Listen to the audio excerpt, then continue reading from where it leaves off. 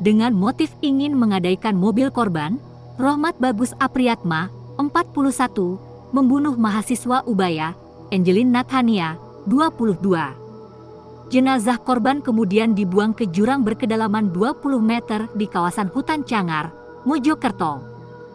Kejadian pembunuhan tersebut bermula pada tanggal 3 Mei lalu.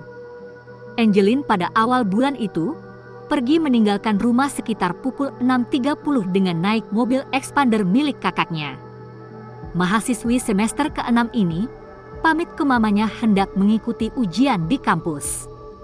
Ternyata di tengah perjalanan, Angelin mampir ke sebuah kafe milik Rohmat di kawasan Rungkut. Mereka kemudian pergi sarapan di sebuah rumah makan.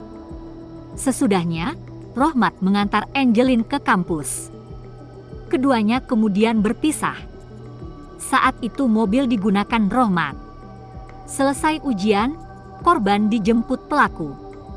Di mobil, pelaku mengatakan ingin meminjam uang korban senilai puluhan juta. Dana tersebut rencana akan digunakan untuk membayar utang. Si korban yang masih kuliah tentu saja tidak mempunyai uang sebanyak itu. Pelaku terbesit pikiran menggadaikan mobil milik kakak Angelin. Tentu saja Angelin menolak. Lagi pula, bukan pertama itu pelaku meminjam uang kepada korban. Rohmat kemudian mengajak Angelin keliling kota Surabaya hingga larut malam. Kemudian, keduanya memutuskan istirahat di sebuah apartemen kawasan Surabaya Timur. Di tempat tersebut, Angelin kembali dibujuk soal urusan gadai mobil. Perlu diketahui, Angelin sudi bermalam bersama Rohmat di sebuah apartemen karena terjebak dalam hubungan asmara. Namun, kisah cinta mereka disembunyikan. Satu alasannya, status Rohmat sudah berumah tangga. Hari berikutnya, Rohmat dan Angelin keluar meninggalkan apartemen. Rohmat mengajak Angelin bertemu orang yang disebut-sebut menerima gadai mobil.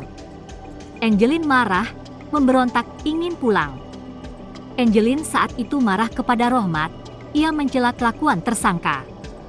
Hal tersebut rupanya membuat Rohmat emosi, tangan Angelin diikat ke belakang lalu lehernya dicekik. Tak sampai di situ, leher Angelin dijerat dengan sabuk pinggang hingga tewas.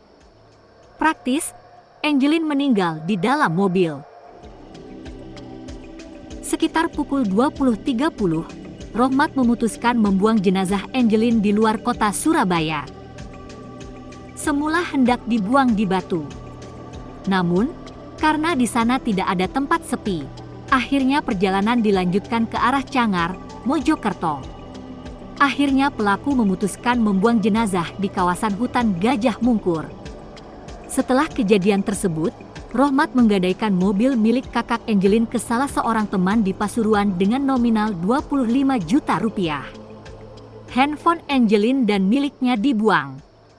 Lalu, Rohmat sembunyi dengan cara tinggal di sebuah indekos di Kota Malang.